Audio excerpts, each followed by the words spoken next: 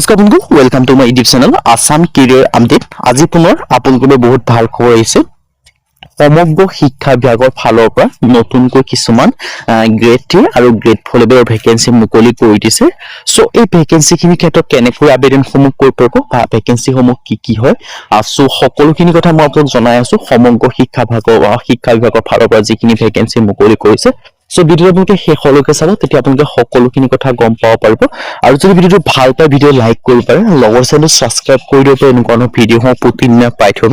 আৰু মোৰ WhatsApp channel video' ডিছক্ৰিপশ্যনত দিয়া আছে, তাত গৈ ফ'ল'টো কৰিব পাৰে, তেতিয়া আপোনালোকে ডেইলি জবৰ আপডেটসমূহ পাই থাকিব পাৰিব। আৰু ভিডিঅ'টো যিমান পাৰে সিমান শ্বেয়াৰ কৰি দিয়ক।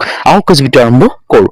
ভিডিঅ'টো আৰম্ভ কৰাৰ আগতে মই আপোনালোক জনাই দিব বিচাৰিছোঁ, যদি আপোনালোকে এইদৰে ঠিপনৰ লগতে অসমৰ যিকোনো কম্পিটিটিভ এক্সামৰ কাৰণে প্ৰিপেৰেশ্যন কৰি আছে বা এক্সামসমূহ দিম বুলি ভাবিছে, তেন্তে আমাৰ টিমৰ তৰফৰ পৰা এটা কোৰ্চ প্ৰস্তুত কৰি উলিওৱা হৈছে। সো কোৰ্চটো আপোনালোকে বাই কৰিলে পঢ়া শুনাসমূহ কৰিব পাৰে, কিয়নো এই কোৰ্চটো যদি আপোনালোকে বাই কৰিলে পঢ়ে, তেন্তে আপোনালোকে বেলেগ কোনো বুকছ বা বেলেগ কোনো কোৰ্চ নকৰিলেও হ'ব।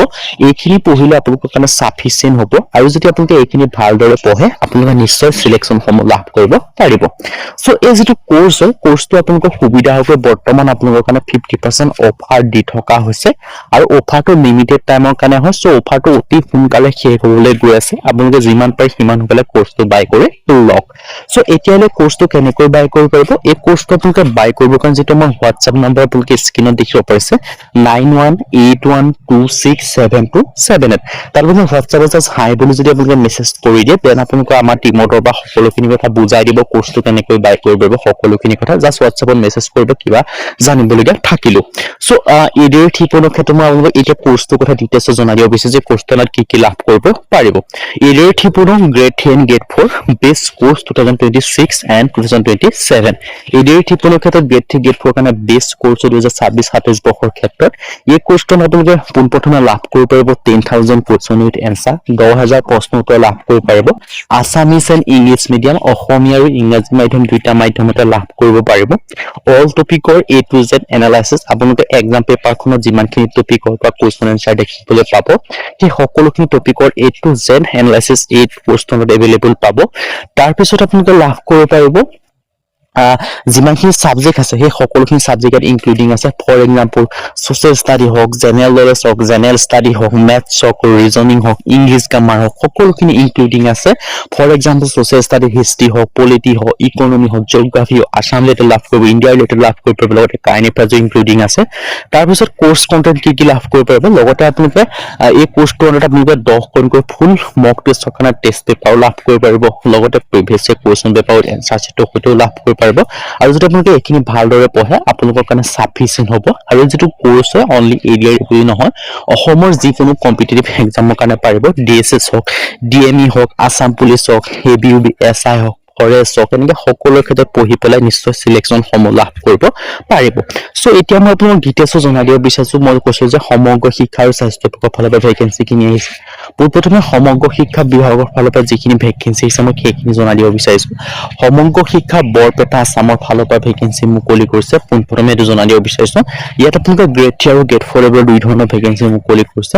সো সমগ্ৰ শিক্ষা বিভাগৰ ফালৰ পৰা যিটো গ্ৰেড 3 আৰু গ্ৰেড 4 লেভেলৰ ভেকেন্সি মুকলি কৰিছে, ইয়াৰ ক্ষেত্ৰত মিনিমাম এডুকেশ্যন কোৱালিফিকেশ্যন যদি আপোনালোকে 10 পাছ কৰিছে, তেতিয়া আপোনালোকে আবেদনসমূহ কৰি ল'ব পাৰিব। আৰু বাকী ইয়াৰ ক্ষেত্ৰত আপোনালোকে দেখা হৈছে place of posting district mission office BSc SSS Barpeta. So এইখিনি ক্ষেত্ৰত আপোনালোকে আবেদনসমূহ কৰি ল'ব পাৰিব। আৰু ইয়াৰ ক্ষেত্ৰত গোটেই ডিটেইলছখিনি ধুনীয়াকৈ দি থোৱা আছে। গ্ৰেড 3 ক্ষেত্ৰত আপোনালোকৰ 2 বছৰীয়া কম্পিউটাৰ চাৰ্টিফিকেটৰ কথা বা এক্সপিৰিয়েঞ্চৰ কথা বিচাৰিছে। বাকী গ্ৰেড 4 ক্ষেত্ৰত কোনো এক্সপিৰিয়েঞ্চৰ কথা নাই। যদি আপোনালোকে মিনিমাম 10 পাছ কৰি থৈছে, দেন আপোনালোকে আবেদনসমূহ কৰি ল'ব পাৰিব। সো ডিটেইলছখিনি লিখিব পাৰিছে এছেঞ্চিয়েল কোৱালিফিকেশ্যনৰ কথা। আৰু এজ লিমিট 18 পৰা 40 বছৰ হ'লে আবেদনসমূহ কৰিব পাৰিব। লগতে আপোনালোকে এজ ৰিলেক্সেশ্যনসমূহো লাভ কৰিব পাৰিব। যদি আপোনালোকে SC SC কেণ্ডিডেট হয়, তেতিয়া 5 বছৰকৈ ৰিলেক্সেশ্যনসমূহ লাভ কৰিব পাৰিব 45 ইয়াৰ্ছলৈকে। আৰু OBC হ'লে আপোনালোকে 3 বছৰকৈ লাভ কৰিব পাৰিব। সো 43 ইয়াৰ্ছলৈকে আবেদনসমূহ কৰি ল'ব পাৰিব। আৰু যদি আপোনালোকে PWBD কেণ্ডিডেট হয়, তেন্তে আপোনালোকে 10 বছৰ পৰ্যন্ত এজ ৰিলেক্সেশ্যনসমূহ লাভ কৰিব পাৰিব। সো ডিটেইলছখিনি আপোনালোকে দেখিব পাৰিছে সো এটা বেষ্ট অপৰচুনিটি আপোনালোকৰ কাৰণে আহিছে সো বেষ্ট অপৰচুনিটি আপোনালোকে মিছ নকৰিব যদি আপোনালোকে এই আৰু লগতে নেক্সট যেটো ভেকেন্সি মুকলি গৈছে ডিফু মেডিকেল কলেজৰ ফালৰ পৰা সো ডিফু মেডিকেল কলেজৰ ফালৰ পৰা এটা গ্ৰেড 2 লেভেলৰ ভেকেন্সি মুকলি কৰিছে আৰু অতি সোনকালে মেডিকেল যেটো স্বাস্থ্য বিভাগ আছে ন তাৰ আন্ডাৰত কিছুমান গ্ৰেড 3 আৰু গ্ৰেড 4 লেভেলৰ ভেকেন্সি আহিবলৈ গৈ আছে সো তাৰ ক্ষেত্ৰত যদি আপোনালোকে এপ্লাই সমূহ বা এক্সাম সমূহ দিম বুলি ভাবিছে লগতে এডিআৰ ক্ষেত্ৰতো এপ্লাই কৰিম বুলি ভাবিছে তেন্তে আপোনালোকে এতিয়াৰ পৰা ভালদৰে পঢ়িব লাগিব বা এতিয়াৰ পৰা ভালদৰে প্ৰিপাৰেচন কৰিব লাগিব তেতিয়া আপোনালোকে সিলেকশন সমূহ লাভ কৰিব পাৰিব সো এতিয়াৰ পৰা ভালদৰে পঢ়ি আপোনালোকে সিলেকশন সমূহ লাভ কৰিব কাৰণে যেটো আমাৰ টিমৰ তৰফৰ কোৰ্স প্ৰস্তুত কৰা হৈছে সেইটো আপোনালোকে বাই কৰিলে পঢ়া শুনা সমূহ কৰিব পাৰিব কিয়নো সেইটো যদি বাই কৰিলে পঢ়ে বেলেগ কোনো বুকস নালাগে বা বেলেগ কোনো কোৰ্স নালাগে এইখিনি পঢ়িলেকে আপোনালোকৰ কাৰণে সাফিসিয়েন্ট হ'ব সো 50% অফাৰ দি থকা হৈছে আপোনালোকৰ সুবিধা হোৱাকৈ